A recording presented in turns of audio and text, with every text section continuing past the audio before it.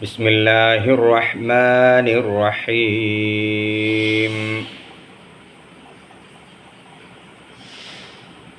ഖുൽ മൻ കാന ഫിൽ ളലാലതി ഫൽയംദുദ് ലഹുർ റഹ്മാനു മദ്ദാ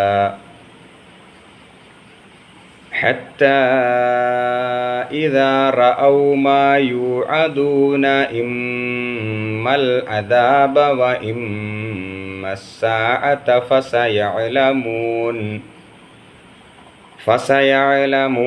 من هو شر مكانا وأضعف جندا. 75-ാമത്തെ ആയത്താണ് ഞാൻ ഓതി വെച്ചത്. 74 ആയത്തുകൾ നമ്മൾ പഠിച്ചു. അപ്പം നമ്മുടെ ചർച്ചാ വിഷയം നിങ്ങൾക്ക് ഓർമ്മയുണ്ടാകും. കഴിഞ്ഞ ആയത്തുകളിലൊക്കെ പറഞ്ഞത് വ്യക്തമായ ദൃഷ്ടാന്തങ്ങൾ അവരെ കേൾപ്പിച്ചാൽ സത്യനിഷേധികളായ മനുഷ്യർ സത്യവിശ്വാസികളായ ആളുകളോട് പറയും. എന്താ പറയുന്നത്? നിങ്ങളെക്കാൾ ഭൗതികമായ അഥവാ സാമ്പത്തികമായ കാര്യങ്ങളിൽ ഞങ്ങൾക്കാണ് ഉയർച്ചയുള്ളത്, നിലവാരമുള്ളത് ഞങ്ങൾക്കാണ്. മാത്രമല്ല, ഞങ്ങളുടെ സമൂഹത്തിനാണ് ഭൗതികമായിട്ട് കരുത്തുള്ളത്. അതുകൊണ്ട് ഞങ്ങളാണ് അള്ളാഹുവിൻ്റെ അനുഗ്രഹത്തിന് അർഹതയുള്ളവർ. അപ്പോൾ ദൈവാനുഗ്രഹത്തിൻ്റെ മാനദണ്ഡം ഭൗതികമായ വിഭവങ്ങളുടെ വർധനവായിട്ട് അവർ കണ്ടു. പാവപ്പെട്ട സഹാബിമാരുണ്ട്, പട്ടിണി സഹിച്ച് ജീവിച്ചു കൊണ്ടിരിക്കുന്ന സഹാബിമാരുണ്ട്, അതുപോലെ ദാരിദ്ര്യം പേറുന്ന സ്വഹാബിമാരുണ്ട്. അവരെയൊക്കെ ചൂണ്ടിക്കാണിച്ചുകൊണ്ട് സത്യനിഷേധികൾ പറഞ്ഞു, കണ്ടില്ലേ, സത്യവിശ്വാസികളായിട്ടും അവർക്കിപ്പോഴും ദാരിദ്ര്യവും കഷ്ടപ്പാടുമാണ്. എന്തുകൊണ്ടാണ് അള്ളാഹു അവരെ സഹായിക്കാത്തത്? സത്യവിശ്വാസികളായിട്ടും എന്താണ് സഹായിക്കാത്തത് എന്നൊക്കെ ചോദിച്ചിട്ട് കളിയാക്കി. ഞങ്ങളാകുന്ന സത്യനിഷേധികൾക്ക് എല്ലാ അനുഗ്രഹങ്ങളും ഉണ്ടല്ലോ, അപ്പം ഞങ്ങളാണ് യഥാർത്ഥത്തിൽ ദൈവാനുഗ്രഹത്തിന് അർഹരായവർ എന്നവർ പറയാൻ തുടങ്ങി. അതിന് മറുപടിയാണ് 74-ാമത്തെ ആയത്തിൽ അള്ളാഹു കൊടുത്തത്. 74 മാത്രമല്ല, 73-ാമത്തെയും ആയത്തിൽ അതിൻ്റെ മറുപടിയാണ് ഉള്ളത്. ഇപ്പോൾ ഞാൻ ഓതി വച്ച ആയത്ത് 75-ാമത്തെ ആയത്താണ്. നമുക്ക് ആദ്യം അതിൻ്റെ പദാനുപദ അർത്ഥം ഒന്ന് നോക്കാം. ഖുൽ, പറയൂ പ്രവാചകരെ, മൻ കാന ഫിൽ ളലാല, മൻ കാന ആരെങ്കിലും ആയിത്തീർന്നാൽ, ഫിൽ ളലാലത്തി ദുർമാർഗത്തിൽ, ദുർമാർഗത്തിൽ, ളലാലത്ത് ദുർമാർഗം, മൻകാന ആരെങ്കിലും ആയിത്തീർന്നാൽ, ഫിൽ ളലാലത്ത്, ളലാലത്ത് എന്ന് പറഞ്ഞാൽ ദുർമാർഗം, ദുർമാർഗത്തിൽ ആരെങ്കിലും ആയിത്തീർന്നാൽ, ഫൽ യംദുദ്, അപ്പോൾ ഇങ്ങനെ അയച്ചു വിടും. അയച്ചു വിടും എന്ന് പറഞ്ഞാൽ ഇങ്ങനെ, അതിൻ്റെ അർത്ഥം എന്താ? ഇങ്ങനെ അല്ലേ, ലൂസാക്കി വിടും. അതാണ് യംദുദ്. ലഹു, അവനു വേണ്ടി, അർ റഹ്മാനു, പരമകാരുണ്യവാൻ, മദ്ദ, മദ്ദ എന്ന് പറഞ്ഞാൽ ഒരു അയച്ചുവിടൽ, ഒരു ലൂസാക്കി വിടൽ. നമുക്ക് അത്രയും ഒന്ന് ചർച്ച ചെയ്യാം. ഖുൽ പ്രവാചകരെ താങ്കൾ പറയൂ. എന്താണ് പറയേണ്ടത്? അതിൻ്റെ ഒന്നിച്ചർത്ഥം നമുക്ക് നോക്കാം. ഒന്നിച്ചർത്ഥം പറയുമ്പോൾ, ദുർമാർഗത്തിൽ അകപ്പെട്ടവരെ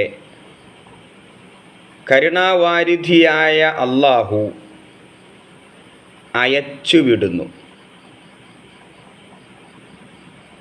അയച്ചുവിടുക എന്ന് പറഞ്ഞാൽ ആ ദുർമാർഗത്തിൽ തന്നെ അവർ സ്വയം മാറാൻ തയ്യാറല്ലാത്ത കാലത്തോളം ആ ദുർമാർഗത്തിൽ തന്നെ ജീവിക്കാനായിട്ട് അല്ലാഹ് അവരെ അനുവദിക്കുന്നു. അതാണ് ഇവിടെ അയച്ചുവിടുക എന്ന് പറഞ്ഞാൽ അതിൻ്റെ അർത്ഥം. ഒരാൾ ദുർമാർഗത്തിലാണ് ജീവിക്കുന്നത്, അയാൾ അതിൽ നിന്ന് മാറാൻ സന്നദ്ധനല്ല. ആ മാർഗത്തെ സെലക്ട് ചെയ്ത് ആ മാർഗത്തിൽ തന്നെ ജീവിക്കാനായിട്ട് ആഗ്രഹിക്കുന്നു. അങ്ങനെ അദ്ദേഹം ആഗ്രഹിക്കുന്ന കാലത്തോളം അല്ലാഹു അദ്ദേഹത്തെ ആ ദുർമാർഗത്തിൽ ജീവിക്കാനുള്ള ഉദവി നൽകുന്നു. ഇനി അയാൾ എന്നാണോ സ്വയം ആ ദുർമാർഗം ഉപേക്ഷിച്ച് സന്മാർഗത്തിലേക്ക് വരാൻ ആഗ്രഹിക്കുന്നത്, അന്ന് അല്ലാഹു അദ്ദേഹത്തെ സന്മാർഗത്തിലേക്കാക്കും. അതുവരെ അല്ലാഹു ആ ദുർമാർഗത്തിൽ ജീവിക്കാനായിട്ട് അദ്ദേഹത്തെ ലൂസാക്കി വിടും, അയച്ചു വിടും. അതാണ് മദ്ദ എന്ന വാക്കിൻ്റെ അർത്ഥം. ഫൽയംദുദ് എന്ന് പറഞ്ഞാൽ ഇങ്ങനെ അയച്ചു വിടുന്നു, ലൂസാക്കി വിടുന്നു. ഓക്കെ, ഇനി അതിൻ്റെ ബാക്കി അടുത്ത ആയത്തിലേക്ക് വരുമ്പോൾ നമുക്ക് പദാനുപദാർത്ഥം നോക്കാം. ഹത്താ ഇദാ റഔ, അങ്ങനെ അവർ കാണുന്നു. ഹത്താ ഇദാ റഔ, അങ്ങനെ അവർ കാണുന്നു. അത് കാണുന്നത് വരെ, ഹത്ത എന്ന് പറഞ്ഞാൽ വരെ എന്നർത്ഥം. ഹത്താ ഇദാ റഔ, അവർ കാണുന്നത് വരെ. മാ യുഅദൂന, വാഗ്ദാനം ചെയ്ത കാര്യം, അവരോട് ഈ വഅദ എന്ന് പറഞ്ഞാൽ വാഗ്ദാനം ചെയ്തു, അവരോട് വാഗ്ദാനം ചെയ്യുന്ന കാര്യം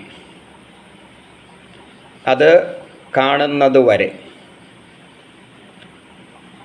വാ ഇമ്മ സഅത, അല്ലെങ്കിൽ അന്ത്യനാൾ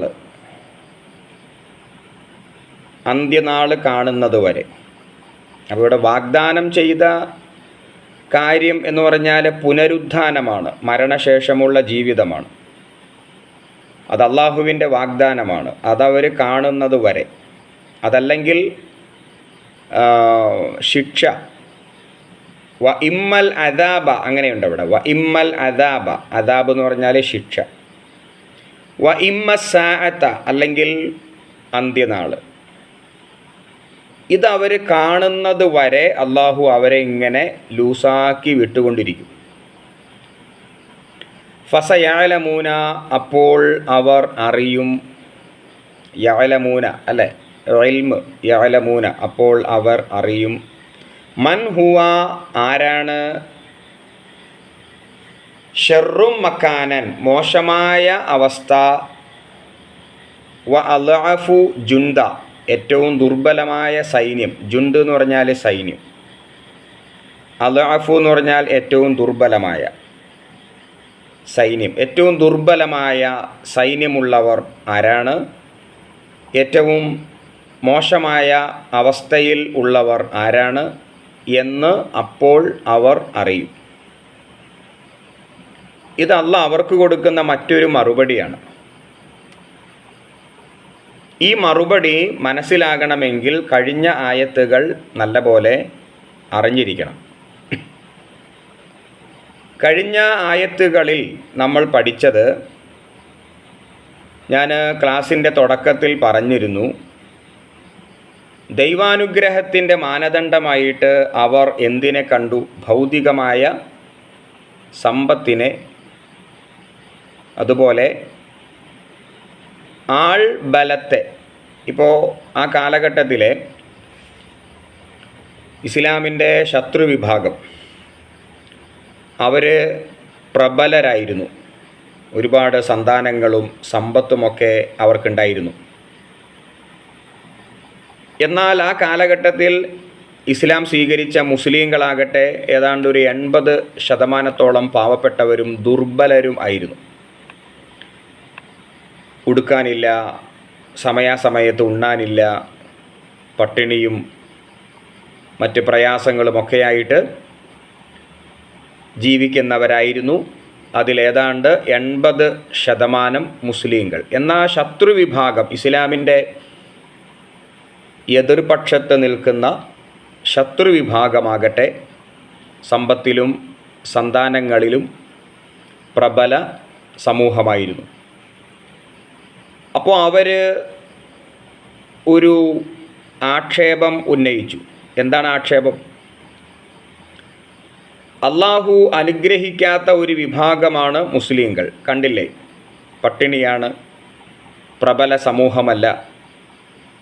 അള്ളാഹു അനുഗ്രഹിച്ച വിഭാഗം ഞങ്ങളാണ്. കണ്ടില്ലേ, ഞങ്ങൾക്ക് പ്രൗഢിയുണ്ട്, പ്രബല വിഭാഗമാണ്, സമ്പത്തുണ്ട്. അവർക്കതില്ല. അതുകൊണ്ട് അള്ളാഹ് അനുഗ്രഹിച്ച വിഭാഗം മുസ്ലിങ്ങൾ അല്ല, ഞങ്ങളാണ് എന്ന ഒരു വാദത്തെ അതിശക്തമായിട്ട് മക്കയിൽ അവർ പ്രചരിപ്പിച്ചു.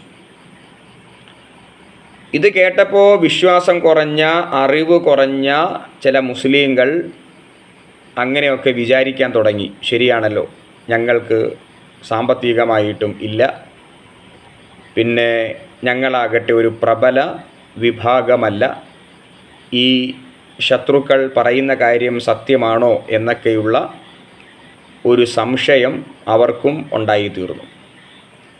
ആ സന്ദർഭത്തിലാണ് ഈ ആയത്തുകളൊക്കെ അവതരിച്ചത്. അതിൻ്റെ വ്യക്തമായ മറുപടി കഴിഞ്ഞ ആയത്തുകളിൽ അള്ളാഹു പറഞ്ഞു. അതിൻ്റെ മറ്റൊരു മറുപടിയാണ് 75-ാമത്തെ ആയത്തിൽ അള്ളാഹു നൽകിയിരിക്കുന്നത്. നാളെ പരലോകത്ത് അവിടെ ചെല്ലുമ്പോൾ, അതാണ് ഇവിടെ സാഅത്ത് എന്ന വാക്ക്. അതുപോലെ അദാബ് എന്ന വാക്കുണ്ട്, പിന്നെ മാ തൂഅദൂന എന്ന വാക്കുണ്ട്. ഇതൊക്കെ പരലോകത്തെ സംബന്ധിച്ചുള്ള പ്രയോഗങ്ങളാണ്. ശിക്ഷ നേർക്കുനേരെ കാണുന്നത് പരലോകത്ത് ചെല്ലുമ്പോഴാണ്. വാഗ്ദാനം ചെയ്യപ്പെട്ട കാര്യം അവർ കാണുന്നു എന്ന് പറഞ്ഞാൽ ആ വാഗ്ദാനം ചെയ്യപ്പെട്ട കാര്യം പുനരുദ്ധാനമാണ്. പിന്നെ ഇമ്മസ്സാഅത്ത, അവിടെ സമയം എന്ന് പറയുന്നുണ്ട്. ആ സമയം എന്ന് പറഞ്ഞാലും അന്ത്യനാളാണ്. അപ്പോൾ ആ സന്ദർഭത്തിൽ അവിടെ ചെല്ലുമ്പോൾ, ശിക്ഷ നേർക്കുനേരെ കാണുമ്പോൾ അവർക്ക് മനസ്സിലാകും. എന്താണ് മനസ്സിലാകുന്നത്? ഫസയഅലമൂന മൻ ഹുവ ശർറും മക്കാൻ, ആരാണ് മോശം അവസ്ഥയിൽ. മോശം അവസ്ഥയിൽ അപ്പോൾ ആരാണ്? സത്യനിഷേധികളായ ഞങ്ങളാണ് ഇവിടെ മോശം അവസ്ഥയിൽ. സത്യവിശ്വാസികൾക്ക് ഇവിടെ ഒരു പ്രയാസമില്ല. അതേപോലെ വ അലാഫു ജുണ്ട, സൈന്യത്തിൻ്റെ, ജുണ്ട് എന്ന് പറഞ്ഞാൽ സൈന്യം, സൈനികമായ ശക്തി ദുർബലമായ ഒരു വിഭാഗം ഞങ്ങളാണ് എന്ന് പറഞ്ഞാൽ അതിൻ്റെ അർത്ഥം ഞങ്ങളെ സഹായിക്കാൻ ആരും തന്നെ പരലോകത്തില്ല, വളരെ ദുർബലരായ ഒരു വിഭാഗമാണ് ഞങ്ങൾ, ഞങ്ങൾക്ക് ഒന്നും ചെയ്യാൻ സാധിക്കുന്നില്ല എന്ന് മാത്രമല്ല മോശമായ അവസ്ഥയിലാണ് ഇപ്പോൾ ഞങ്ങൾ ഉള്ളത്. ഇപ്പോൾ ദുനിയാവിലെ പ്രബല സ്ഥാനമോ ദുനിയാവിലെ സമ്പത്തോ ഇതൊന്നും നാളെ പരലോകത്ത് ഉപകാരപ്പെടുകയില്ല. അവിടെ സത്യവിശ്വാസികൾക്കാണ് ഇസ്സത്തും സത്യവിശ്വാസികൾക്കാണ് പ്രത്യേകമായ പദവിയും ഉള്ളത്, സത്യനിഷേധികൾക്കല്ല എന്ന് സത്യനിഷേധികളോട് പറയുന്നു. അതോടൊപ്പം തന്നെ സത്യവിശ്വാസികൾക്കൊരാശ്വാസമായിട്ട്, പ്രതീക്ഷയായിട്ട് പരലോകത്തെ സംബന്ധിച്ചും പറഞ്ഞു കൊടുക്കുന്ന ഒരായത്താണ് 75-ാമത്തെ ആയത്ത്.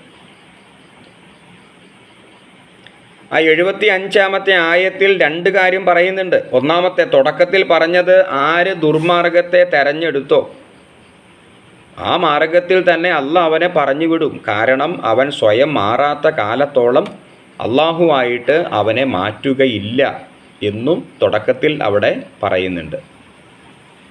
രണ്ടാമത്തെ പോയിൻ്റാണ് പരലോകത്ത് അവന് ലഭിക്കുന്ന, സത്യവിശ്വാസികൾക്ക് ലഭിക്കുന്ന അനുഗ്രഹവും സത്യനിഷേധികൾക്ക് അള്ളാഹു കൊടുക്കുന്ന മോശമായ അവസ്ഥയും പറയുന്നത്. ശരി. നമുക്ക് അടുത്ത ആയത്തിലേക്ക് വരാം.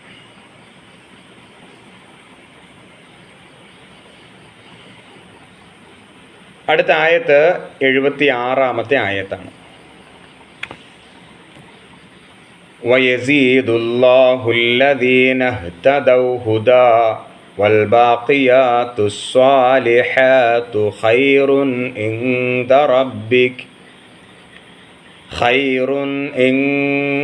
റബ്ബിക സവാബൻ വഖൈറും മറദ്ദാ. നമുക്ക് ഓരോ വാക്കിൻ്റെ അർത്ഥം നോക്കാം. വയസീദുല്ലാ, അള്ളാഹു വർദ്ധിപ്പിച്ചു കൊടുക്കും. സാദ യസീദു, അള്ളാഹു വർദ്ധിപ്പിച്ചു കൊടുക്കും. അല്ലദീന ഇഹ്തദൗ, നേർമാർഗം പ്രാപിച്ചവർക്ക്, സന്മാർഗം പ്രാപിച്ചവർക്ക്. ഹുദൻ, സന്മാർഗത്തെ. നമുക്ക് അത്രയും ആദ്യം ചർച്ച ചെയ്യാം. ഇതിൻ്റെ അർത്ഥം ഒന്നിച്ചു പറയുമ്പോൾ, നേർമാർഗം അഥവാ സന്മാർഗം പ്രാപിച്ചവർക്ക് അള്ളാഹു സന്മാർഗത്തെ വർദ്ധിപ്പിച്ചു കൊടുക്കും. ഇതാണ് അതിൻ്റെ ഒന്നിച്ചർത്ഥം. സന്മാർഗം പ്രാപിക്കുക എന്ന് പറഞ്ഞാൽ അത് പ്രത്യേകിച്ച് പറയേണ്ട, നമുക്കതറിയാം. ഹിദായത്തിലാവുക, നേരായ മാർഗത്തിൽ പ്രവേശിക്കുക. നമ്മളൊക്കെ ഹിദായത്തിലായവരാണ്, സന്മാർഗം പ്രാപിച്ചവരാണ്. ആ നമുക്ക് സന്മാർഗത്തിൻ്റെ വെളിച്ചം അള്ളാഹു വർദ്ധിപ്പിച്ച് തരും എന്നാണ് ഈ പറഞ്ഞിരിക്കുന്നത്. അപ്പം അതിൻ്റെ ഒരു ഉദാഹരണമാണിപ്പോൾ ഈ ഖുർആൻ ക്ലാസ് തന്നെ. നമ്മളിപ്പോൾ സന്മാർഗം പ്രാപിച്ചതുകൊണ്ടാണ് നമുക്ക് അറിയാനും പഠിക്കാനും മനസ്സിലാക്കാനും സന്മാർഗത്തെ സംബന്ധിച്ച് സമഗ്രമായിട്ട് പഠിക്കാനുമൊക്കെയുള്ള അവസരം അള്ളാഹു നൽകിയിരിക്കുന്നത്. അത് നമുക്ക് മാത്രമല്ല, എല്ലാവർക്കും അള്ളാഹു കൊടുക്കും. സന്മാർഗത്തിൽ ഒരു വർധനവ്. നമ്മളിപ്പോൾ ഒരു 10 വർഷം മുമ്പത്തെ അവസ്ഥ എടുത്താൽ മതി. 10 വർഷം മുമ്പ് നമുക്കിത്രയും സന്മാർഗത്തെ സംബന്ധിച്ച് മനസ്സിലായിട്ടില്ല. അപ്പോൾ ഇപ്പോൾ നമുക്ക് കുറച്ചുകൂടി കാര്യങ്ങൾ മനസ്സിലായിട്ടുണ്ട്. ഇനി ഒരു 10 വർഷം കൂടി ജീവിക്കാൻ നമുക്ക് ഉദവി കിട്ടിയാൽ കുറച്ചുകൂടി കാര്യങ്ങൾ മനസ്സിലാവും. അപ്പോൾ അത് ഒരു വർധനവാണ് നമുക്ക് ലഭിക്കുന്നത്. നമ്മുടെ കൂടെ ഒരു ത്യാഗം ആ വിഷയത്തിലുണ്ടെങ്കിൽ, പഠിക്കാനും അറിയാനും മനസ്സിലാക്കാനൊക്കെ നമുക്ക് കൂടി ഒരാഗ്രഹമുണ്ടെങ്കിൽ കുറച്ചുകൂടി നമുക്ക് മനസ്സിലാക്കാൻ സാധിക്കും. വയസീദുല്ലാഹുല്ലദീന ഇഹ്തദൗ ഹുദാ, അതാണ് ആദ്യം പറഞ്ഞത്. രണ്ടാമത്തേത് വൽ ബാഖിയാത്തു സ്വാലിഹാത്തു, അവശേഷിക്കുന്ന സൽക്കർമ്മങ്ങൾ. ബാഖിയാത്ത് എന്ന് പറഞ്ഞാൽ അവശേഷിക്കുന്നത്, സ്വാലിഹാത്ത് എന്ന് പറഞ്ഞാൽ സൽക്കർമ്മങ്ങൾ. അവശേഷിക്കുന്ന സൽക്കർമ്മങ്ങൾ. ഖൈറുൻ, അതാണ് ഏറ്റവും നല്ലത്. ഇൻദ റബ്ബിക, നിൻ്റെ റബ്ബിൻ്റെ അടുക്കൽ. സവാബൻ, പ്രതിഫലത്താൽ. ഏറ്റവും നല്ല പ്രതിഫലം ലഭിക്കുന്ന സൽക്കർമ്മം ഏതാണ്? ബാഖിയാത്തു സ്വാലിഹാത്താണ്, അവശേഷിക്കുന്ന സുകൃതം. എന്താണ് അവശേഷിക്കുന്ന സുകൃതം എന്ന് പറഞ്ഞാൽ? നമ്മൾ മരിച്ചു പോയാലും നമ്മൾ ചെയ്ത സൽക്കർമ്മത്തിൻ്റെ ഫലം ജനങ്ങൾ അനുഭവിച്ചു കൊണ്ടിരിക്കുന്നു. അതിനാണ് ബാഖിയാത്തു സ്വാലിഹാത്ത്. ഇപ്പോൾ മരണപ്പെട്ടു പോയ ഒരുപാട് മനുഷ്യരുടെ കർമ്മങ്ങൾ നമ്മൾ അനുഭവിച്ചു കൊണ്ടിരിക്കുകയാണ്. ഉദാഹരണമായിട്ട് പള്ളി നിർമ്മിച്ചു, കുറേ ആളുകൾ ചേർന്നിട്ട് നമ്മൾ അവിടെ നമസ്കരിക്കുന്നു. കാർന്നോമാരായിട്ട് പൂർവികരായിട്ട് പണം ചെലവഴിച്ച് കഷ്ടപ്പെട്ടുണ്ടാക്കിയ പള്ളി ഇപ്പോൾ നമ്മളായിട്ട് അനുഭവിക്കുന്നു. നമ്മുടെ കാലം കഴിയുമ്പോൾ പുതിയ തലമുറ അതനുഭവിക്കുന്നു. അപ്പോൾ മരിച്ചു പോയാലും ഇവിടെ നിലനിൽക്കുന്ന സൽക്കർമ്മം, ഇപ്പോൾ അറിവ് പറഞ്ഞു കൊടുക്കൽ, മറ്റുള്ളവർക്ക് എത്തിച്ചു കൊടുക്കൽ, എത്ര കാലം കഴിഞ്ഞാലും അതിങ്ങനെ തലമുറകൾ കൈമാറി ആ ഒരു സൽക്കർമ്മം ഇവിടെ നിലനിൽക്കുന്നു. അങ്ങനെ ഒരുപാട് കാര്യങ്ങൾ. ഇപ്പോൾ ഒരു മരം നട്ടു, അതിൻ്റെ ഫലം പക്ഷികളും മനുഷ്യരും അനുഭവിക്കുന്നു. അതിൻ്റെ തണൽ മനുഷ്യർക്കൊരു ആശ്വാസമാണ്. അതിൻ്റെ ചില്ലകൾ പക്ഷികൾക്ക് ആശ്വാസമാണ്. അപ്പോൾ നമ്മൾ മരിച്ചു പോയാലും ആ ഒരു സൽക്കർമ്മം ഇവിടെ അവശേഷിക്കുന്നു. അതിൻ്റെ ഗുണവും അതിൻ്റെ ഫലവും മറ്റുള്ളവർ അനുഭവിക്കുന്നു. ഇങ്ങനെയുള്ള സൽക്കർമ്മങ്ങൾക്കാണ് ബാഖിയാത്തു സ്വാലിഹാത്ത് എന്ന് പറയുന്നത്. അതേസമയം നമ്മൾ വിശക്കുന്ന ഒരാൾക്ക് ഒരു നേരത്തെ ആഹാരം കൊടുത്തു, അത് ബാഖിയാത്തു സ്വാലിഹാത്ത് അല്ല, അതൊരു സ്വാലിഹായ അമലാണ്. പക്ഷെ അത് ബാഖിയാത്തു സ്വാലിഹാത്ത് ആവുകയില്ല. കാരണം ആഹാരം കൊടുത്തു, അവൻ്റെ വിശപ്പ് മാറി, അതോടെ അതവിടെ അവസാനിച്ചു. പക്ഷേ എന്നെന്നും അവന് വിശപ്പ് മാറാനുള്ള ഒരു ജോലി തരപ്പെടുത്തി കൊടുത്താലോ, അത് ബാഖിയാത്തു സ്വാലിഹാത്താണ്. ഞാൻ പറഞ്ഞതിൻ്റെ അർത്ഥം സദഖ ചെയ്യാം, ദാനം ചെയ്യാം, അതൊക്കെ അപ്പപ്പോൾ തീരും. ഒരാൾക്ക് ആഹാരം കൊടുത്താൽ അതൊരു മഹത്തായ ദാനമാണ്. പക്ഷേ അതിൻ്റെ പ്രതിഫലം അവിടെ രേഖപ്പെട്ടു എന്നല്ലാതെ അത് ബാഖിയാത്തു സ്വാലിഹാത്ത് എന്നെന്നും അവശേഷിക്കുന്ന ഒരു സുഹൃതമായിട്ട് മാറുന്നില്ല. അതേസമയം വിശക്കുന്നവന് എന്നെന്നും ആഹാരം കഴിക്കാനുള്ള, അവനും അവൻ്റെ കുട്ടികൾക്കും അവൻ്റെ കുടുംബത്തിനും എന്നെന്നും ആഹാരം കഴിക്കാനുള്ള ഒരു വക, ഒരു ജോലി തരപ്പെടുത്തി കൊടുത്താൽ അവനും അവൻ്റെ മക്കളും അവൻ്റെ കുടുംബവും വയറ് നിറച്ച് ആഹാരം കഴിക്കുന്ന കാലത്തോളം ഈ തരപ്പെടുത്തി കൊടുത്ത മനുഷ്യൻ മരിച്ചു പോയാലും അവൻ്റെ ഖബറിലേക്ക് അത് എത്തുന്ന സ്വാലിഹായ ഒരു സൽക്കർമ്മമായിട്ട്, ബാഖിയാത്തു സ്വാലിഹാത്തായിട്ട് അത് മാറും. അപ്പോൾ ദാനം ചെയ്യുമ്പോൾ അങ്ങനെയാണ് ചെയ്യേണ്ടത് സാധിക്കുന്നവർ. അതുകൊണ്ടാണ് ബാഖിയാത്തു സ്വാലിഹാത്ത് എന്ന് പ്രത്യേകം പറഞ്ഞത്. അതാണ് ഖൈർ, ഏറ്റവും നല്ലത്. അങ്ങനെ ദാനം ചെയ്യലാണ്. കാരണം സമൂഹത്തിൻ്റെ വിശക്കുന്നവരുടെ വിശപ്പ് ഒരു നേരം മാത്രം മാറിയാൽ പോരാ. വിശക്കുന്നവരുടെ വിശപ്പ്, ദാഹിക്കുന്നവരുടെ ദാഹം, പ്രയാസപ്പെടുന്നവരുടെ പ്രയാസങ്ങൾ എന്നേക്കുമായിട്ട് അവസാനിക്കണം. എപ്പോഴും യാചകരായ ഒരു സമൂഹത്തെ നമ്മൾ സൃഷ്ടിക്കുന്നു. ചോദിച്ചുകൊണ്ടേയിരിക്കുക, കുറേ ആളുകൾ കൊടുത്തുകൊണ്ടേയിരിക്കുക, അതല്ല വേണ്ടത്. യാചന ഇല്ലാത്ത ഒരു സമൂഹത്തെ സൃഷ്ടിക്കണം. അതാണ് ഇസ്ലാം ചെയ്ത പണി. അങ്ങനെയുള്ള ഒരു സമൂഹത്തെ സൃഷ്ടിക്കാനായിട്ട് ബാഖിയാത്തു സ്വാലിഹാത്ത് വേണം. അങ്ങനെ ദാനം ചെയ്യണം. അത് ഏറ്റവും ഖൈറായ ദാനമാണ്. അതാണ് ഖൈർ എന്ന ഈ പ്രയോഗം. ഇന്ദ റബ്ബിക്ക, നിൻ്റെ റബ്ബിൻ്റെ അടുക്കൽ സവാബൻ, പ്രതിഫലത്താൽ ഏറ്റവും നല്ല പ്രതിഫലം കിട്ടുന്ന ദാനം അത് എന്ന് പറഞ്ഞാൽ മറ്റേ ദാനമല്ല എന്നല്ല അർത്ഥം. എന്തിനും ഒരു ദറജയുണ്ടല്ലോ, ഒരു പദവി ഉണ്ടല്ലോ. ഇവിടെ ഏറ്റവും നല്ല ദാനം ബാഖിയാത്തു സ്വാലിഹാത്താണ്. വഖൈറുൻ മറദ്ദ എന്ന് പറഞ്ഞാൽ പരിണിതി. ഒരു സംഗതിക്ക് ഒരു പര്യവസാനം ഉണ്ടാകും, ഒരു സംഗതിക്കൊരു പരിണിതി ഉണ്ടാകും, ഒരവസാനം ഉണ്ടാകും. അതിനാണ് ഈ മറദ്ദ എന്ന് പറയുക. ഖൈർ എന്ന് പറഞ്ഞാൽ ഏറ്റവും നല്ല പരിണിതിയും അതാണ്. ഏറ്റവും നല്ല പരിണിതി എന്ന് പറഞ്ഞാൽ ഒരു സംഗതി വളരെ ഭംഗിയായിട്ട് അവസാനിക്കണമല്ലോ. ഇപ്പോൾ നമ്മൾ ക്ലാസ് എടുത്തപ്പോൾ തുടക്കത്തിൽ നല്ല ഭംഗിയായിട്ട് തുടങ്ങി, അവസാനിക്കുമ്പോഴും ഭംഗിയായിട്ട് അവസാനിക്കണം. ഏതൊരു കാര്യത്തിനും ഒരു പരിണിതിയുണ്ട്, ഒരു അവസാനമുണ്ട്. അത് ഏറ്റവും നല്ല നിലയിൽ ആയിരിക്കണം. അപ്പോൾ ഏറ്റവും നല്ല പരിണിതിയും അതാണ് എന്ന് പറയുമ്പോൾ അതിൻ്റെ അർത്ഥം അള്ളാഹുവിൻ്റെ അടുക്കൽ നമുക്ക് ലഭിക്കുന്ന പര്യവസാനം, നമുക്ക് ലഭിക്കുന്ന പ്രതിഫലത്തിൻ്റെ പര്യവസാനം, അതിൻ്റെ ഒരു പരിണിതി, അതിലും ഏറ്റവും നല്ലത് ഈ ബാഖിയാത്തു സ്വാലിഹാത്താണ്. അപ്പോൾ ഈ ആയത്തിൽ രണ്ടു കാര്യങ്ങൾ അള്ളാഹു പറയുന്നുണ്ട്. ഒന്നാമത്തെ കാര്യം, സന്മാർഗം സ്വീകരിച്ചവർക്ക് അള്ളാഹു സന്മാർഗത്തെ വർദ്ധിപ്പിച്ചു കൊടുക്കുന്നു. സന്മാർഗത്തെ സംബന്ധിച്ച് അറിയാനും പഠിക്കാനും മനസ്സിലാക്കാനുമുള്ള അവൻ്റെ ആഗ്രഹത്തിൻ്റെ തോതനുസരിച്ച് അള്ളാഹു ആ സന്മാർഗത്തെ വർദ്ധിപ്പിച്ചു കൊടുക്കും എന്നാണ് പറഞ്ഞത്. ഒരാൾ വായിക്കുന്നുമില്ല, ചിന്തിക്കുന്നുമില്ല, പഠിക്കുന്നുമില്ല, അയാളിങ്ങനെ അലസനായിട്ടോ മടിയനായിട്ടോ നടന്നാൽ ഒരു വർധനവും ഉണ്ടാവില്ല. അള്ളാഹു നേരിട്ട് ഇറങ്ങി വന്നിട്ട് അവന് സന്മാർഗം കാണിച്ചു കൊടുക്കുകയൊന്നുമില്ല.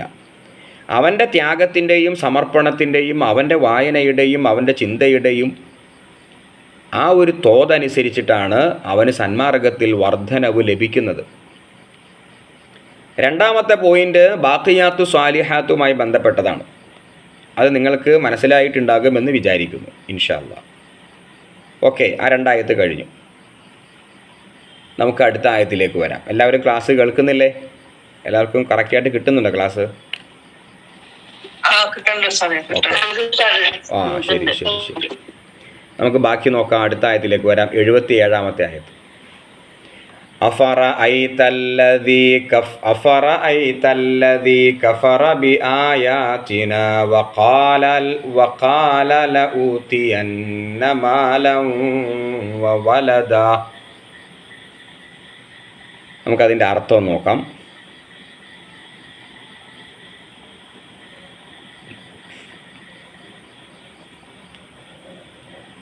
അഫറഅയ്ത, നീ കണ്ടില്ലേ? ഇത് നബിയോടാണ് ചോദിക്കുന്നത്. നബിയോട് മാത്രമല്ല, സ്വഹാബെ കിറാം, സ്വഹാബിമാരോടൊക്കെ അല്ല ചോദിക്കുകയാണ്. അഫറഅയ്ത അവിടെ ഏകവചന പ്രയോഗമാണ്. അപ്പോൾ നബിയോടാണ് ചോദിക്കുന്നത്. അഫറഅയ്ത, നീ കണ്ടില്ലേ? അല്ലദീ കഫറ, നിഷേധിച്ചവനെ. അല്ലദീ കഫറ എന്ന് പറഞ്ഞാൽ നിഷേധിച്ചവനെ നീ കണ്ടില്ലേ? ബി ആയാത്തിന, നമ്മുടെ ദൃഷ്ടാന്തങ്ങളെ.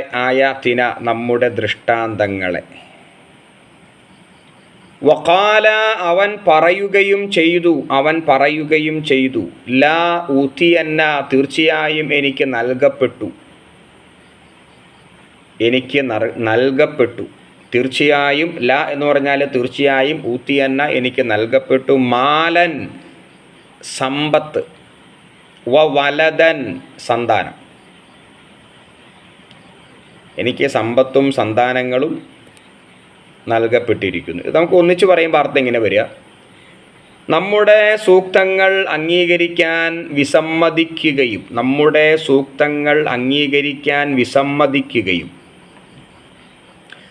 എന്നിട്ട് എനിക്ക് എന്നും സമ്പത്തും സന്തതികളും ലഭിച്ചുകൊണ്ടിരിക്കുക തന്നെ ചെയ്യും എന്ന് പറയുന്ന ഒരുവനെ കണ്ടില്ലയോ? അപ്പോൾ ഇതാരാന്ന് ഇവിടെ പറയുന്നില്ല. അപ്പോൾ അവൻ പറയുന്നു, നിങ്ങൾ എന്നെ എത്രയൊക്കെ ദുഷ്ടനും ദുർമാർഗിയും എന്ന് വിളിച്ചാലും, അള്ളാഹുവിൻ്റെ ശിക്ഷ പറഞ്ഞ് എന്നെ ഭീഷണിപ്പെടുത്തിയാലും, ഞാനാണ് ഇന്ന് നിങ്ങളെക്കാളൊക്കെ സൗഭാഗ്യവാൻ. ചില ആൾക്കാരങ്ങനെ പറയാറില്ലേ? ഇപ്പോൾ നമ്മുടെ നാട്ടിലും അങ്ങനെ കുറച്ച് ആൾക്കാരൊക്കെ ഉണ്ട്. ഇപ്പോൾ സത്യനിഷേധിയായൊരു മനുഷ്യൻ, നമ്മൾ അദ്ദേഹത്തിൻ്റെ അടുത്ത് പോയിട്ട് നാളെ പരലോകമുണ്ട്, സ്വർഗമുണ്ട് എന്നൊക്കെ പറഞ്ഞാൽ, ചിലപ്പോൾ അദ്ദേഹം നമ്മളോട് പറയും, നിങ്ങൾ എന്തൊക്കെ പറഞ്ഞാലും, എന്നെ കളിയാക്കിയാലും, എന്നെ സത്യനിഷേധി എന്ന് വിളിച്ചാലും, നിങ്ങളെക്കാളൊക്കെ സമ്പത്ത് എനിക്കാണ്, നിങ്ങളെക്കാളൊക്കെ പ്രൗഢി എനിക്കാണ്, നിങ്ങളെക്കാളൊക്കെ പദവിയും സ്ഥാനവും എനിക്കാണ്, നിങ്ങളെക്കാളൊക്കെ സന്താനങ്ങളും മറ്റ് അനുഗ്രഹങ്ങളും എനിക്കാണ്. ഇനിയിപ്പോൾ ഭാവിയിലും എനിക്ക് അങ്ങനെ കിട്ടിക്കൊണ്ടിരിക്കും എന്ന് അദ്ദേഹം പറയും. എൻ്റെ മക്കളെ കണ്ടില്ലേ? എൻ്റെ മക്കളൊക്കെ നല്ല പ്രശസ്തരായി, നല്ല ജോലി കിട്ടി. എൻ്റെ ജീവിതത്തിൽ നിങ്ങൾ ഈ പറയുന്ന ദൈവത്തിൻ്റെ കോപം എവിടെയാണുണ്ടായത്? എൻ്റെ ദൈവത്തിൻ്റെ കോപം? എനിക്ക് കൃത്യമായിട്ട് ദൈവാനുഗ്രഹങ്ങൾ ലഭിച്ചുകൊണ്ടിരിക്കുന്നു. ഇത് ഒരാളുടെ വിചാരമല്ല. അതുകൊണ്ട് അഫറഅയ്ത എന്ന ചോദ്യം വളരെ പർട്ടിക്കുലറായിട്ട് ഒരു വ്യക്തിയിലേക്ക് വരുന്നില്ല. ഇത് ചില വ്യക്തികളുടെ സ്വഭാവമാണ്. ഇത് മക്കയിൽ ആ കാലഘട്ടത്തിൽ അഫറഅയ്ത, നീ കണ്ടില്ലേ എന്ന് നബിയോട് ചോദിക്കുമ്പോൾ ഏതെങ്കിലും ഒരു വ്യക്തിയെ കേന്ദ്രീകരിച്ചല്ല പറയുന്നത്. ചില വ്യക്തികൾ അങ്ങനെ ഉണ്ടായിരുന്നു. അങ്ങനെയുള്ള വ്യക്തികളിലേക്ക് ചൂണ്ടിയിട്ടാണ് അള്ളാഹു ഇങ്ങനെ പറയുന്നത്. ഈ കാലഘട്ടത്തിലും അങ്ങനെയുള്ള ആൾക്കാരുണ്ട്. നിങ്ങൾ ആരെങ്കിലും അങ്ങനെ കേട്ടിട്ടുണ്ടോ കണ്ടിട്ടുണ്ടോ എന്ന് എനിക്കറിയില്ല. ഇപ്പോൾ സത്യനിഷേധിയായ ഒരു മനുഷ്യൻ, അവന് സമ്പത്തുണ്ട്, അനുഗ്രഹങ്ങളുണ്ട്, അവൻ്റെ അടുത്ത് പോയിട്ട് നാളെ നരകമുണ്ട്, അള്ളാഹിനെ സൂക്ഷിക്കണം എന്നൊക്കെ പറയുമ്പോൾ ഒരു പക്ഷേ അവൻ തിരിച്ചു പറയും, എന്ത് സൂക്ഷിക്കണം, എനിക്കിപ്പോൾ ദൈവത്തിൻ്റെ അനുഗ്രഹം കിട്ടിക്കൊണ്ടിരിക്കുകയല്ലേ, ഇപ്പോൾ എന്നെ അനുഗ്രഹിച്ച ദൈവം നാളെയും എന്നെ അനുഗ്രഹിക്കും, പരലോകത്ത് എനിക്ക് ഇതിനേക്കാളും വലിയ അനുഗ്രഹം കിട്ടും. നിങ്ങൾ ഈ പറയുന്ന ദൈവത്തിൻ്റെ കോപം എന്നിൽ എവിടെയാണ് ഉണ്ടായിട്ടുള്ളത്? എൻ്റെ മക്കളൊക്കെ പ്രശസ്തരായി, വിദ്യാസമ്പന്നരായി, എനിക്ക് കൊട്ടാര സമാനമായ വീടുണ്ട്, വാഹനങ്ങളുണ്ട്, നല്ല ഉദ്യോഗമുണ്ട്, സമൂഹത്തിൽ വലിയ പദവിയും സ്ഥാനമുണ്ട്, ഞാൻ ദൈവാനുഗ്രഹത്തിലാണ്. ഈ പറയുന്ന നിങ്ങളോ ഒന്നുമില്ലാത്തവരാണ്, നിങ്ങളാണ് ദൈവത്തിൻ്റെ കോപത്തിന് അർഹരായവർ എന്ന് അവൻ തിരിച്ചു പറയും. ഈ പറഞ്ഞ കാര്യം ശരിയല്ലേ? നിങ്ങൾക്ക് അങ്ങനെ അനുഭവം ഉണ്ടായിട്ടുണ്ടോ? ഇല്ല. ഇൻഷാ അല്ലാഹ് അങ്ങനെ സംസാരിക്കുന്നവരുണ്ട്, ആ കാലഘട്ടത്തിലുണ്ടായിരുന്നു. അതുകൊണ്ടാണ് അഫറ ഐത്ത ഇന്നും ഉണ്ട്, നമ്മുടെ സമൂഹത്തിലുണ്ട്. അപ്പോൾ അങ്ങനെയുള്ള മനുഷ്യരെ ചൂണ്ടിയിട്ടാണ് അഫറ ഐത്ത, നീ കണ്ടോ എന്ന ചോദ്യം. അപ്പോൾ കഴിഞ്ഞ ആയത്തിൻ്റെ മറ്റൊരു വശമാണ്. കാരണം ദൈവാനുഗ്രഹത്തിൻ്റെ മാനദണ്ഡം സമ്പത്തിലും പ്രശസ്തിയിലുമൊക്കെ അവർ വച്ചിരിക്കുകയാണ്. അത് അള്ളാഹുവിൻ്റെ പരീക്ഷണമാണെന്ന് അവർ മനസ്സിലാക്കുന്നില്ല. ഒരിക്കലും സമ്പത്തും സന്താനങ്ങളും ഒന്നും അള്ളാഹുടെ അനുഗ്രഹം അല്ല, അതൊക്കെ അള്ളാഹുവിൻ്റെ പരീക്ഷണമാണ്. നമ്മൾ വിചാരിക്കും നമ്മുടെ എന്തോ സൽക്കർമ്മം കണ്ടിട്ട് അള്ളാഹു തന്നതാണെന്ന്. അല്ല, പടച്ചോൻ നമ്മളെ പരീക്ഷിക്കുക. ചില ആളുകൾക്കത് കൊടുക്കാതെ പരീക്ഷിക്കുകയാണ്, ചില ആളുകൾക്കത് മിതമായി കൊടുത്ത് പരീക്ഷിക്കുകയാണ്, ചില ആളുകൾക്കത് അമിതമായി കൊടുത്ത് പരീക്ഷിക്കുകയാണ്. പരീക്ഷണമാണ്. ഇവിടെ ഈ ഭൂമിയിൽ ജീവിക്കുന്ന കാലത്തോളവും പരീക്ഷണമല്ലാതെ ഒന്നും നടക്കുന്നില്ല. ഇപ്പം അള്ളാഹ് അനുഗ്രഹിച്ചാൽ തന്നെ അതും പരീക്ഷണമാണ്. ഈ ദുനിയാവിലെ ജീവിതം അന്ത്യശ്വാസം വലിക്കുന്നവരെ, അവസാനത്തെ നമ്മുടെ ജീവൻ്റെ അംശം നമ്മുടെ ബോഡിയിൽ നിന്ന് പിരിഞ്ഞു പോകുന്നത് വരെ നമ്മുടെ ജീവിതത്തിൽ സംഭവിക്കുന്ന എല്ലാ കാര്യങ്ങളും പരീക്ഷണമല്ലാതെ മറ്റൊന്നുമല്ല. ഇതാണ് ഇസ്ലാമിൻ്റെ കാഴ്ചപ്പാട്. അത് അള്ളാഹുടെ അനുഗ്രഹമായാലും ശിക്ഷയായാലും പരീക്ഷണം തന്നെ. അപ്പം അങ്ങനെയുള്ള ഒരു മനുഷ്യനെ ചൂണ്ടി അഫറ ഐത്ത, നീ കണ്ടില്ലേ എന്ന അർത്ഥത്തിൽ അള്ളാഹു നബിയോട് ചോദിക്കുകയാണ്. അഫറ ഐത്ത അല്ലദീ കഫറ, നിഷേധിയായ, ഇതിപ്പോൾ വിശ്വാസിയായ ഒരു മനുഷ്യനെ സംബന്ധിച്ചല്ല പറയുന്നത്, നിഷേധിയായ ഒരു മനുഷ്യൻ. അല്ലദീ കഫറ ബി ആയാത്തിന വഖാലല ഊതിയന്ന മാലൻ വവലദ. ഈ പണ്ട് കാലത്ത് സന്താനങ്ങളൊക്കെ അനുഗ്രഹത്തിൻ്റെ മാനദണ്ഡമായിട്ട് അവർ കണ്ടിരുന്നു. ഇൻഷാ അല്ലാഹ് ഇനി ആ ഒരു ചർച്ചയുടെ തന്നെ ബാക്കി അടുത്ത ആയത്ത് നോക്കി. അടുത്ത ആയത്തിൽ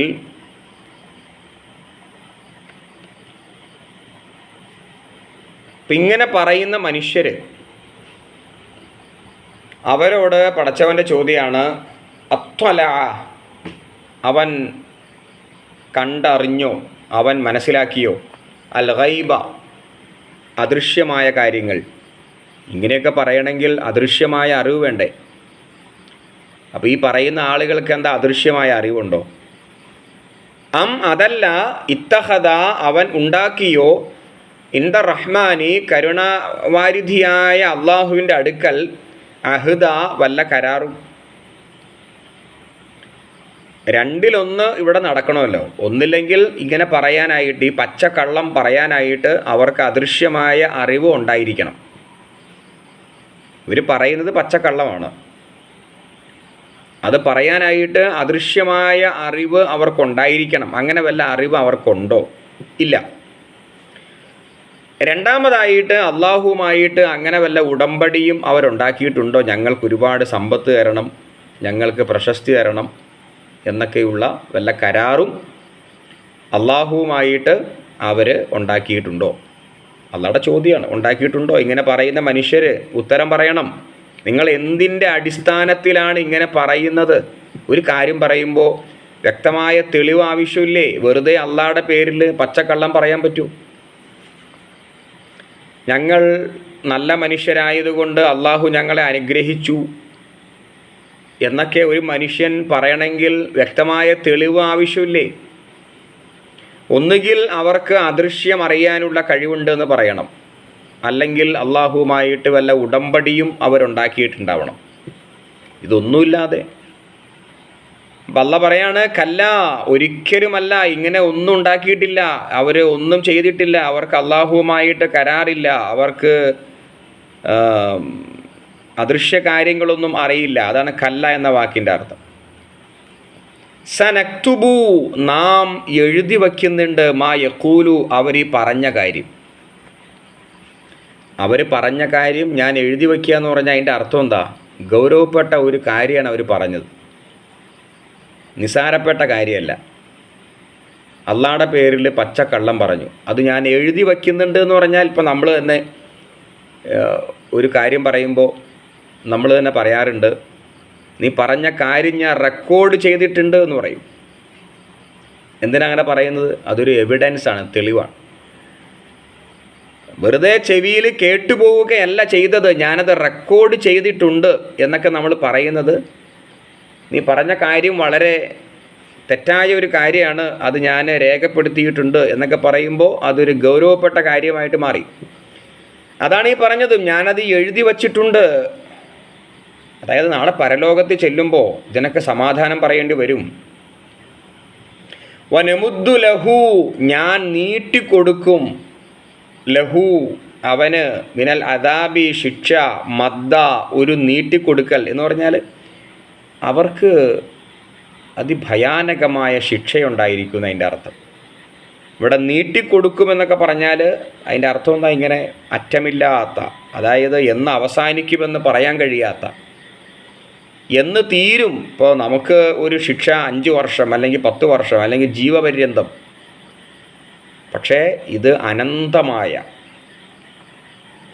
എന്ന് തീരുമെന്നറിയാത്ത അനന്തമായ ശിക്ഷയിലേക്ക് അവരെ ഞാൻ തള്ളിവിടും. അതാണ്.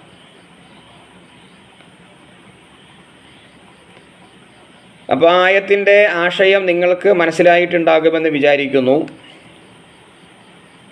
അതിൻ്റെ അർത്ഥം ഒന്നുകൂടി പറയാം. അവൻ അദൃശ്യം അറിഞ്ഞുവോ?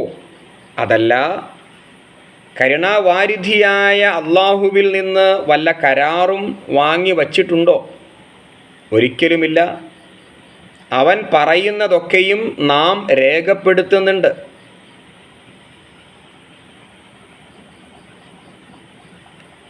അവൻ്റെ ശിക്ഷയെ കൂടുതൽ വർദ്ധിപ്പിക്കുകയും ചെയ്യുന്നു.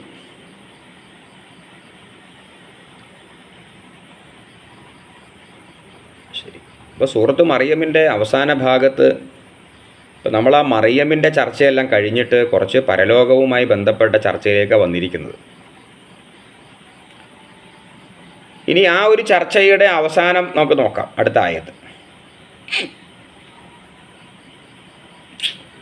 അടുത്ത ആയത്തിലേക്ക് വരുമ്പോൾ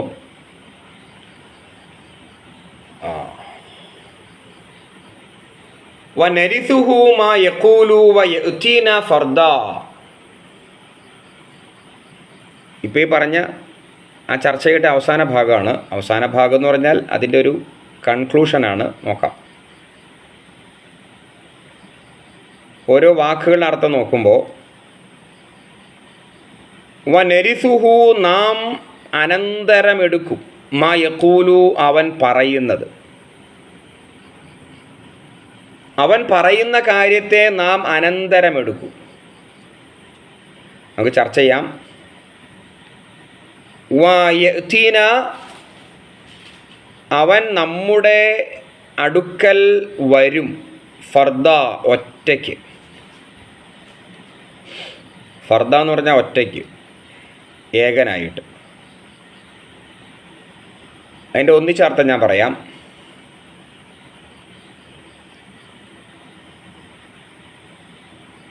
വനരിസുഹു എന്ന് പറഞ്ഞാൽ നാം അനന്തരമെടുക്കും എന്നാ പറഞ്ഞത്. അതിൻ്റെ അർത്ഥം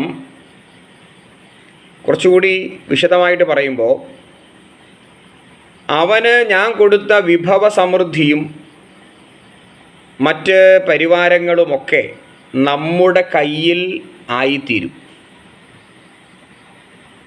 ഇതെല്ലാം അവസാനം അള്ളാഹ് കൊണ്ടുപോകുമല്ലോ. ഇവിടെ മരിച്ചു പോകുന്ന ഒരാൾ ഈ പ്രൗഢിയും പ്രശസ്തിയും ആയിട്ട് പോകാറില്ലല്ലോ. കബറിൽ കൊണ്ട് വയ്ക്കുമ്പോൾ ഒന്നും ഉണ്ടാവാറില്ല. എല്ലാം ഇട്ടെറിഞ്ഞാണ് പോകാറ്. ഉണ്ടാക്കി വെച്ച എല്ലാ സമ്പാദ്യവും ഇവിടെ ഉപേക്ഷിച്ചാണ്. ഉപേക്ഷിക്കുക എന്ന് പറയുമ്പോൾ അള്ളാഹിനെ തിരിച്ചേൽപ്പിക്കുന്നു, അതതിൻ്റെ അർത്ഥം. അതിനാണ് വരിസുഹു എന്ന പ്രയോഗം. അനന്തരമെടുക്കും. ആരെ? അള്ളാഹു.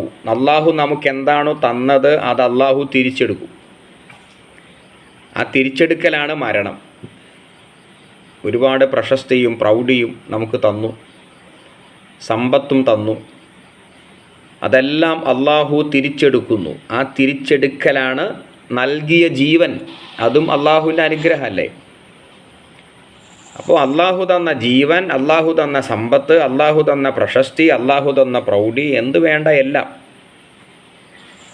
അവൻ തിരിച്ചെടുക്കും. ആ തിരിച്ചെടുക്കലാണ് ഇവിടെ അനന്തരമെടുക്കും എന്ന് പറഞ്ഞതിൻ്റെ അർത്ഥം. എന്നിട്ട് നമ്മുടെ അടുക്കൽ ഫർദ, ഏകനായിട്ട് അവൻ വരും. ആര്? നമ്മളൊക്കെ ചെല്ലുന്നത് ഒന്നുമില്ല കയ്യിൽ, പറയത്തക്ക എന്നല്ല, ഒന്നുമില്ലാതെ, ഫർദ, ഫരീദ് എന്നൊക്കെ പറയുന്നത് ഏകനായിട്ട്, കൈകളിൽ ഒന്നുമില്ലാതെ, ഉടയാടകളില്ലാതെ, ജാടകളില്ലാതെ, വിനീത വിധേയനായി അള്ളാഹുവിൻ്റെ അടുക്കലേക്ക് നമ്മൾ പോകേണ്ടി വരും. അപ്പോൾ അള്ളാഹ് ചോദിക്കുക, എവിടെ നിൻ്റെ പ്രശസ്തി, എവിടെ നിൻ്റെ സമ്പത്ത്, ഇപ്പം നിൻ്റെ കൂടെ ആരുണ്ട്? ഇതാണ് അതിൻ്റെ അർത്ഥം.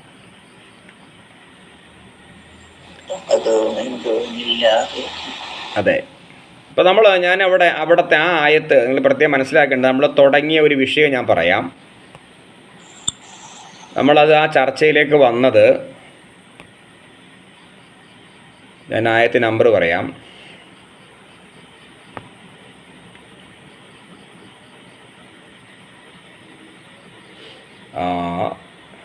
അതായത് ഒരു ചർച്ച അവിടെ അവസാനിക്കുകയാണ്. ആ ചർച്ച തുടങ്ങിയത്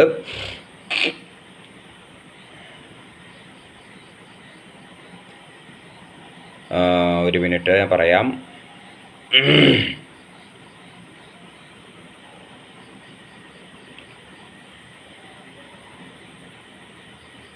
73-ാമത്തെ ആയത്ത് മുതലാണ്. 73-ാമത്തെ ആയത്ത് മുതൽ ആരംഭിച്ചിട്ട് എത്രാമത്തെ ആയത്തെത്തി?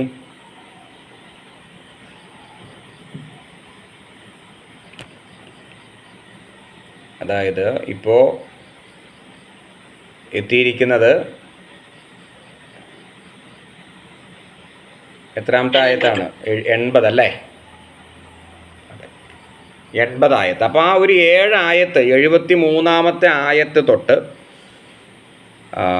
80-ാമത്തെ ആയത്ത് വരെ ചർച്ച എന്തായിരുന്നു? ഒരു വിഭാഗം ആളുകൾ പറയുന്നത്, ഇപ്പോഴും പറയുന്നുണ്ട്, മുസ്ലിങ്ങൾ ഫലസ്തീനിൽ പീഡിപ്പിക്കപ്പെടുന്നു, മുസ്ലിങ്ങൾ ഇന്ത്യ രാജ്യത്ത് പീഡിപ്പിക്കപ്പെടുന്നു. കണ്ടില്ലേ, അള്ളാഹുടെ അനുഗ്രഹത്തിൻ്റെ യഥാർത്ഥ സന്മാർഗത്തിലാണെങ്കിൽ ദൈവത്തിൻ്റെ ആൾക്കാരായിട്ട് എന്താണ് ഇവരിങ്ങനെ അഭയാർത്ഥികളായി മാറിയത്? ആൾക്കാർ ചോദിക്കുന്നുണ്ട്. ഇവർ അഭയാർത്ഥികളാണല്ലോ. ഫലസ്തീനിൽ ഗസയിലൊക്കെ ഓടിക്കുകയല്ലേ ഇവരെ, ഉത്തരേന്ത്യയിലേക്ക് ഇവർ ഓടിക്കുകയല്ലേ. അള്ളാഹുടെ ആൾക്കാരാന്ന് പറയുകയും ചെയ്യും. എല്ലാവിധ മർദ്ദനങ്ങൾക്കും പീഡനങ്ങൾക്കും ഇരയാക്കപ്പെടുന്നു. എന്താണ് ഇങ്ങനെ? എന്നാൽ ദൈവനിഷേധികളായ ഞങ്ങൾ, ഇവിടുത്തെ അക്രമികൾ ഇസ്രായേൽ, അവർക്കെല്ലാം ഉണ്ടല്ലോ, അവർക്ക് സമ്പത്തുണ്ട്, അനുഗ്രഹമുണ്ട്, പ്രൗഢിയുണ്ട്, പ്രശസ്തിയുണ്ട്. അപ്പോൾ ശരിക്കും അള്ളാഹുടെ ആൾക്കാർ അവരല്ലേ, നിങ്ങളല്ലല്ലോ എന്ന ചർച്ച ഇപ്പോഴും നടക്കുന്നുണ്ട് ഇവിടെ. ഇതേ ചർച്ച പണ്ടും നടന്നിരുന്നു. അതിനൊക്കെ കൊടുക്കുന്ന മറുപടിയാണ് 73 മുതൽ 80 വരെയുള്ള ഈ ആയത്തുകൾ. ഇനി അടുത്ത ഒരു ചർച്ചയിലേക്ക്, ചർച്ച എന്ന് പറഞ്ഞാൽ വലിയ ചർച്ചയല്ല. അതായത് 81-ാമത്തെ ആയത്ത് മുതൽ വത്തഖദു മിൻ ദൂനില്ലാഹി ആലിഹത്തൻ ലിയകൂനു ലഹും ഇസ്സ, ഞാൻ തുടങ്ങി വയ്ക്കാം. അത് ശിർക്കുമായി ബന്ധപ്പെട്ട ചർച്ചയാണ്.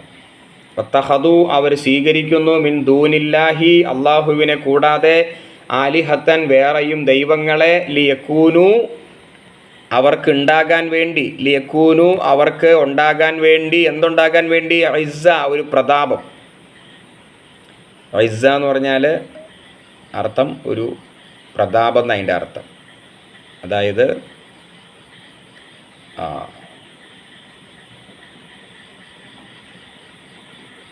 ഒരു മിനിറ്റ്,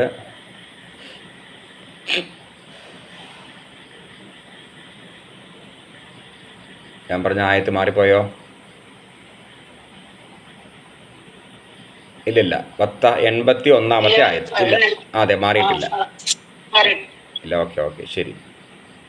വത്തഖദു അവർ സ്വീകരിച്ചു മിൻ ദൂനില്ല അള്ളാഹുവിനെ കൂടാതെ ആലിഹത്തൻ ദൈവങ്ങളെ ലിയക്കൂനു അവർ ആയിത്തീരാൻ ലഹും അവർക്ക് ഇസ്സ ഒരു കരുത്ത്. ഇവിടെ മനസ്സിലാക്കേണ്ടതേ മക്കയിലെ ബഹുദൈവ ആരാധകർ അള്ളാഹിനെ വിളിച്ച് പ്രാർത്ഥിച്ചിരുന്നു, അള്ളാഹുടെ കൂടെ വേറെയും ദൈവങ്ങളെ, അല്ലാതെ അള്ളാഹിനെ നിഷേധിച്ചിട്ട് വേറെ ദൈവങ്ങളല്ല. അതാണ് മിൻ ദൂനില്ല എന്ന് പറഞ്ഞത്. അള്ളാഹു ഒരു വലിയ ദൈവമാണ്. അള്ളാഹുവിൻ്റെ അടുത്തേക്ക് എത്താൻ കഴിയില്ല. നമ്മൾ കൊച്ചു കൊച്ചു ദൈവങ്ങളെ സ്വാധീനിച്ചിട്ട് വേണം അള്ളാഹുവിൻ്റെ അടുത്തേക്ക് ചെല്ലാൻ. അപ്പോൾ ആ ദൈവങ്ങൾ തങ്ങളെ പിന്തുണയ്ക്കും. ഇതാണ് വിശ്വാസം. ഇന്നും അങ്ങനെയാണ് ഈ ശിർക്ക് ചെയ്യുന്നവർ പറയുന്നത്. അള്ളാഹു ഒരു യഥാർത്ഥ ദൈവമാണ്, പക്ഷേ നാളെ പരലോകത്ത് ചെല്ലുമ്പോൾ നമുക്കൊരു പിന്തുണ ആവശ്യമുണ്ട്. അപ്പോൾ ഈ കൊച്ചു കൊച്ചു ദൈവങ്ങൾ അവ നമുക്ക് വേണ്ടി റെക്കമെൻഡ് ചെയ്യും, ശുപാർശ ചെയ്യും.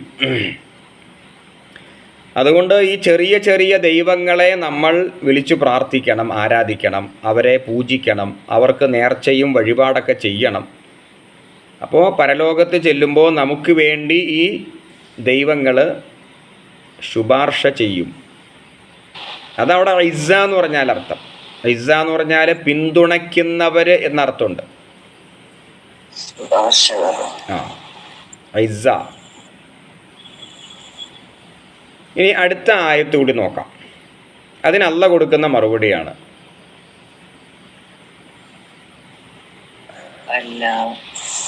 കല്ല എന്ന വാക്കാണ്. കല്ല എന്ന് പറഞ്ഞാൽ ഒരിക്കലുമില്ല. ഇവരുടെ വിശ്വാസം തെറ്റാണ്. അതാണ് കല്ല എന്ന് പറഞ്ഞാൽ. സയക്ഫുറൂന ബിഇബാദതിഹിം വയകൂനൂന അലൈഹിം ലിദ്ദ. ഇപ്പോൾ ഇവർ ആരാധിക്കുന്നത് മരിച്ചുപോയ ആൾക്കാരെയാണല്ലോ. ഇപ്പോൾ ലാത്ത, ഉസ്സ, മനാത്തയൊക്കെ മരിച്ചുപോയവരാണ്. ലാത്തയെ സംബന്ധിച്ച് പറയുന്നത് ഒരു പെണ്ണായിരുന്നു എന്ന്. ഉസ്സയും മനാത്തയൊക്കെ ഒരു പെണ്ണായിരുന്നു എന്ന്. അവർ മരിച്ചു പോയപ്പോൾ അവരുടെ വിഗ്രഹം ഉണ്ടാക്കി വച്ചു. എന്നിട്ട് ആരോ പറഞ്ഞു, ദൈവത്തിൻ്റെ അടുത്ത ആളാണ്, ലാത്തയോട് പ്രാർത്ഥിക്കുക, ഉസ്സയോട് പ്രാർത്ഥിക്കുക, മനാത്തയോട് പ്രാർത്ഥിക്കുക. നാളെ അള്ളാഹുവിൻ്റെ അടുക്കൽ പോയിട്ട് ലാത്തയും ഉസ്സയും മനാത്തയും നമുക്ക് വേണ്ടി ശുപാർശ ചെയ്യും. നമുക്കങ്ങനെ സ്വർഗത്തിൽ പോകാം, സ്വർഗമുണ്ടെങ്കിൽ തന്നെ. അവർക്ക് പരലോകത്തിൽ വിശ്വാസം ഇല്ല. ഇനിയിപ്പോൾ അങ്ങനെ ഒരു സ്വർഗവും നരകവും ഒക്കെ ഉണ്ടെങ്കിൽ നമുക്ക് ലാത്തയുണ്ട്, ഉസ്സയുണ്ട്, മനാത്തയുണ്ട്, നമ്മുടെ കാര്യങ്ങളൊക്കെ അവർ നോക്കിക്കൊള്ളും. നമ്മൾ ലാത്തയുടെ വിഗ്രഹം ഉണ്ടാക്കി വെച്ച്, മനാത്തയുടെ വിഗ്രഹം ഉണ്ടാക്കി വെച്ച്, അതിനെ പൂജിച്ച്, അതിന് വഴിപാട് നേർന്ന്, അതിന് നേർച്ചയൊക്കെ നേർന്ന് അങ്ങനെ ചെയ്താൽ മതി. നമുക്ക് വേണ്ടി അവർ ശുപാർശ ചെയ്യും. അതൊന്നും പേടിക്കാനൊന്നുമില്ല. അള്ളാഹുവിൻ്റെ പരലോകം ഉണ്ടെങ്കിൽ നമുക്ക് വേണ്ടി ഇവരൊക്കെ ഉണ്ട് എന്ന ഒരു വിശ്വാസം മക്കക്കാർക്കുണ്ടായിരുന്നു. ആ വിശ്വാസം തെറ്റാണ് എന്ന വാക്കാണ് കല്ല. ആ ഒറ്റ വാക്കിൽ എല്ലാം അടങ്ങിയിട്ടുണ്ട്. ഒരിക്കലുമില്ല, ഒരിക്കലുമില്ല എന്ന് പറഞ്ഞാൽ ആ വിശ്വാസം തന്നെ തെറ്റാണ് എന്ന് മാത്രമല്ല, നാളെ പരലോകത്ത് ചെന്ന് കഴിയുമ്പോൾ സയക്ഫുറൂന ബിഇബാദതിഹിം, ഈ ലാത്തയ്ക്കും ഉസ്സയ്ക്കും മനാത്തയ്ക്കും വേണ്ടിയിട്ട് ഇബാദത്ത് ചെയ്തിരുന്നു എന്ന കാര്യം ലാത്തയും ഉസ്സയും മനാത്തയും നിഷേധിക്കും. സയക്ഫുറൂന അവർ നിഷേധിക്കും, ഇബാദത്തിഹിം അവരുടെ ഇബാദത്തിനെ, ആരാധനയെ. കാരണം അവർ കണ്ടിട്ടില്ല, മരിച്ചു പോയല്ലോ. അപ്പോൾ അവർ അള്ളാഹുവോട് പറയും, ഇങ്ങനെ ഒരു കൂട്ടര് ഞങ്ങളെ വിളിച്ച് പ്രാർത്ഥിച്ചു എന്ന് ഞങ്ങൾക്കറിയില്ല. ഈസാ നബി അലൈഹിസ്സലാം മരിച്ചു പോയല്ലോ, അല്ലെങ്കിൽ അള്ളാഹുവിലേക്ക് ഉയർത്തപ്പെട്ടു. ഈസാ നബീനെ വിളിച്ചിട്ട് ഒരു വിഭാഗം പ്രാർത്ഥിക്കുന്നുണ്ട് എന്ന കാര്യം ഈസാ നബിക്ക് അറിയില്ല അലൈഹിസ്സലാം. ഈസാ നബി അലൈഹിസ്സലാം അള്ളാഹുവോട് പറയും, എനിക്കൊന്നും അറിയില്ല, ഞാൻ കണ്ടിട്ടില്ല. ഇവരെന്താ ചെയ്ത് എൻ്റെ കാലശേഷം, എൻ്റെ ഉയർത്തപ്പെട്ട ശേഷം ഇവിടെ എന്താ സംഭവിച്ചതെന്ന് എനിക്കറിയില്ല. അങ്ങനെ ഓരോരുത്തരും പറയും. നമ്മൾ വിളിച്ച് പ്രാർത്ഥിച്ചു കൊണ്ടിരിക്കുന്ന വ്യാജ ദൈവങ്ങളായിട്ട് പ്രാർത്ഥിച്ചു കൊണ്ടിരിക്കുന്ന എല്ലാവരും അള്ളാഹുവോട് സയക്ഫുറൂന ബിഇബാദതിഹിം, അവരുടെ ഇബാദത്തിനെ നിഷേധിക്കും. വയക്കൂനു അലൈഹിം ലിദ്ദായിട്ട് മാറും. അവർ ഓപ്പോസിറ്റായിട്ട് മാറും. ആര്? ഈ ദൈവങ്ങൾ ആരാധിച്ചവർക്ക് എതിരെ. ലിദ് എന്ന് പറഞ്ഞ ഓപ്പോസിറ്റ്. വയക്കൂനു അലൈഹിം ലിദ്ദ. ഇപ്പോൾ ഞാൻ മരിച്ചു കഴിഞ്ഞപ്പോൾ എൻ്റെ ഖബറ് കെട്ടിപ്പൊക്കി ആരാധിച്ചു, പൂജിച്ചു, അവിടെ വർഷാവർഷം ഉറൂസ് നേർച്ചയൊക്കെ നടത്തി. ഈ സംഭവം ഞാൻ അറിയുന്നില്ല. എന്നെ വലിയ ഔലിയാക്കി മാറ്റി. അള്ളാഹുവിൻ്റെ അടുത്തയാളാന്ന് പറഞ്ഞു. എന്നിട്ട് എൻ്റെ അടുത്ത് വന്നിട്ട് ഖബറിങ്ങ വന്നിട്ട് എല്ലാ കൊല്ലം ഉറൂസ്, നേർച്ച, വഴിപാട്, അങ്ങനെ എന്തൊക്കെയോ പരിപാടി നടത്തി. വിശ്വാസം എന്തായിരുന്നു? എന്നെ വന്ന് എൻ്റെ ഖബറിൽ വന്ന് അവിടെ നേർച്ചപ്പെട്ടിയുണ്ട്, നേർച്ചപ്പെട്ടിയിൽ പൈസ ഇട്ടാൽ അവിടെ ആഘോഷത്തിൽ പങ്കെടുക്കുന്നവർക്ക് വേണ്ടി ഞാൻ നാളെ പരലോകത്ത് ചെല്ലുമ്പോൾ ശുപാർശ ചെയ്യും. നരകത്തിൽ പോകുന്ന ആൾക്കാരെയൊക്കെ പിടിച്ചിട്ട് സ്വർഗത്തിലാക്കാനുള്ള പവർ എനിക്കുണ്ട്. അള്ളാഹുവിൻ്റെ അടുത്ത് സംസാരിച്ചാൽ എൻ്റെ വർത്താനം, എൻ്റെ സംസാരം, എൻ്റെ റെക്കമെൻഡ് കേട്ടാൽ അല്ല പിന്നെ തിരുവായിക്ക് എതിർവായില്ല, അല്ല അത് കേൾക്കൂ എന്നൊക്കെയാണ് ഈ ജനം വിശ്വസിക്കുന്നത്.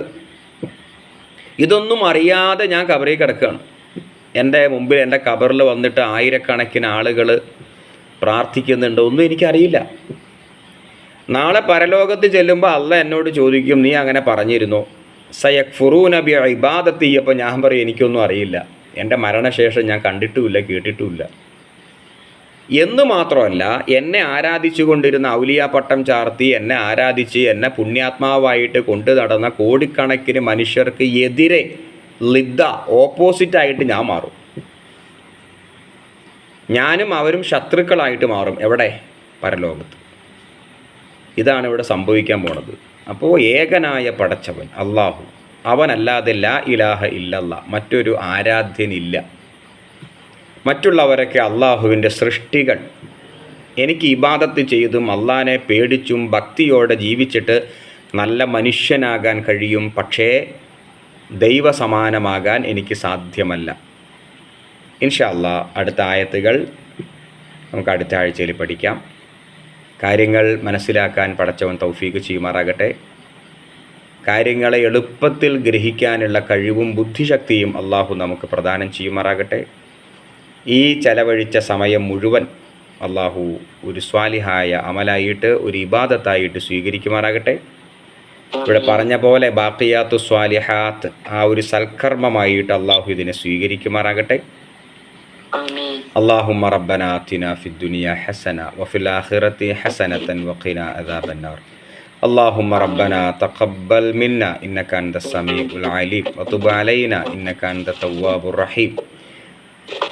اللهم ارحمنا بالقرآن ونور قلوبنا بالقرآن وذكرنا منه ما نسينا وعلمنا منه ما جهلنا وارزقنا تلاوته آناء الليل وأطراف النهار واجعله لنا حجة يا رب العالمين. سبحانك اللهم ربنا وبحمدك أشهد أن لا إله إلا أنت أستغفرك وأتوب إليك.